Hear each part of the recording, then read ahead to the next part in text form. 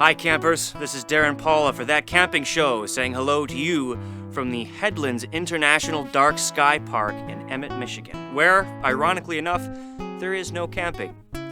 However, this place does fit right in with our theme of appreciation of natural beauty, as in 2011 it received the prestigious designation of being one of the 9 best places in the world to view the night sky. Let's check it out. So we've managed to track down the driving force behind this dark sky park. Please do introduce yourself and tell us what this place is all about. All right, my name is Mary Stewart Adams, and I'm the program director for the Headlands Dark Sky Park. And this place is a protected area where the night sky will never be polluted by light trespass or light that's just spilling up into the night sky where it's not needed. Interesting. So the people living in the cities might not realize that they are not seeing the stars because of all of the light pollution. You know, there's a really interesting statistic that almost 2/3 of the folks living in the United States now live where they cannot see the stars of the Milky Way at night. So if you come here at the Headlands, which is an internationally protected dark sky area, and it's clear, you can see the Milky Way at night. And it's absolutely fabulous. And it's very inspirational. Excellent. Well, the term International Dark Sky Park, tell us a little bit about what that means. And I haven't really heard much about this particular type of place. Yeah. So an International Dark Sky Park means that it's a park that was designated by the International Dark Sky Association. That organization is located in Tucson, Arizona, and they are an international nonprofit organization dedicated to protecting dark areas around the world.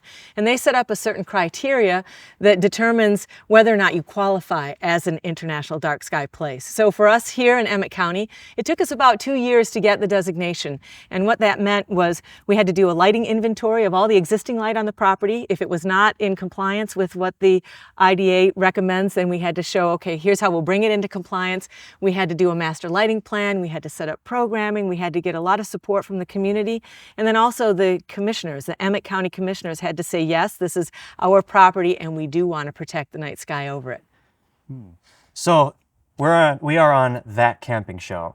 I think it's somewhat ironic that there is no camping inside this actual park. Is that correct? That's correct. I mean, you can stay here. The park is open 24 hours a day, 7 days a week. You can stay out all night and watch the sky, but there are no formal camping facilities. There aren't even any rustic camping facilities, but we're quite close to some really wonderful camping here at the Headlands. So you have sort of a relationship. You think a lot of people come from the adjacent campgrounds to come see this place that they've heard about? Yes, and actually because of the success of the designation of the Headlands as an International Dark Sky Park, the state of Michigan protected an additional 20,000 acres in the surrounding area.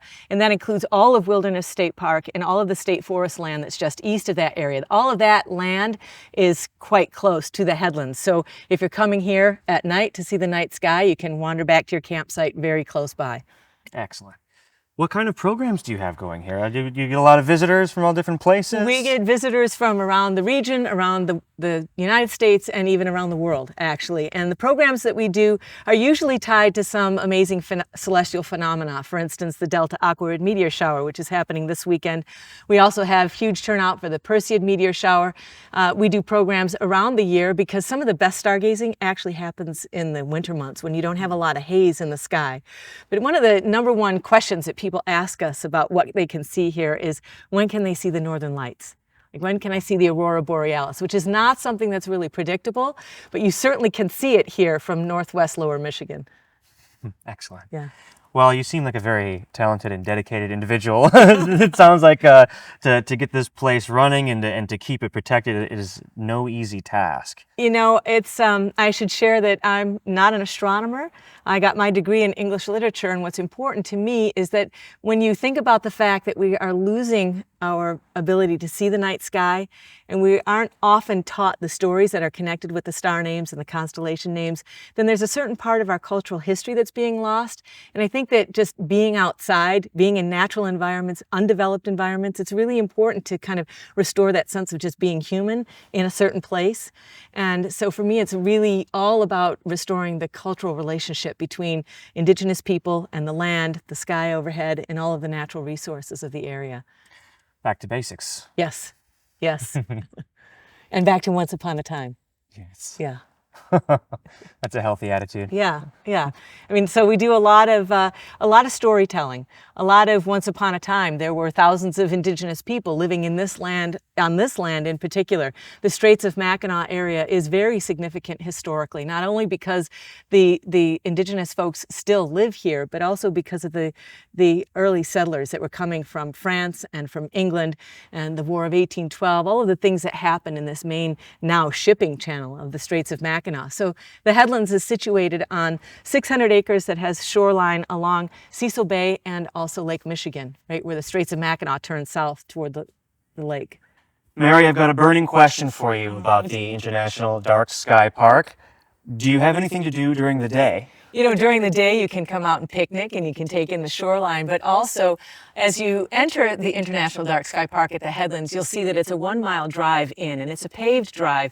And along that route there are about 10 different stations, and this is what we call our dark sky discovery trail. And each one of those stations has to do with one of the planets in our planetary system. We also included Pluto, even though Pluto is now a dwarf planet. Right.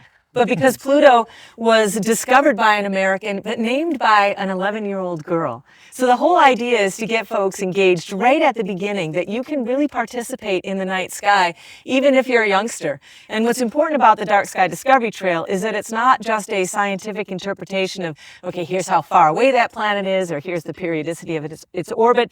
But what we did was give the history of it. Here's the history of the people who discovered it. Here's the story. Here's the mythology. And also there's a really cool audio component which you can access with a smartphone.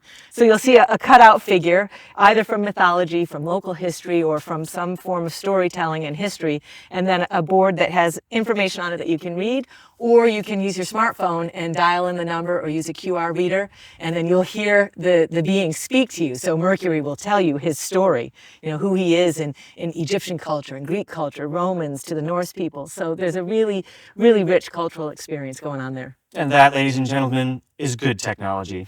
Yes, Excellent. yeah. Awesome the way you tied that in. That's awesome. Yeah, and also I should share that we received the money from the Michigan Humanities Council to do that project. And with the support from the Emmett County Commissioners, what we were tasked with was using the latest technology that was available to us. So you can see when you come to the Headlands, you're in a really, really old growth forest, naturally dark wilderness, and then we tried to really integrate this kind of signage and technology in a way that wouldn't hinder the experience of the natural world. So I'm hoping that we achieved that. We've gotten some really good reports about it, and folks love having the information so that you take that trail, you get down here to the dark sky viewing area, and then you know something about what you're going to encounter in the sky.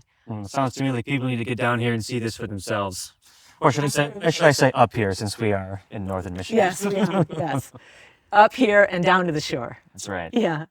Well, thank you so much for giving us your Thank you. time. You Yeah. seem like a really wonderful, positive person, and Yeah. we appreciate you sharing what you're doing with us here. Yeah, well, I appreciate your coming. I really appreciate the opportunity to share the Headlands with you and with all your audience, because it's really a wonderful, very unique place to come. Thank you. Thanks.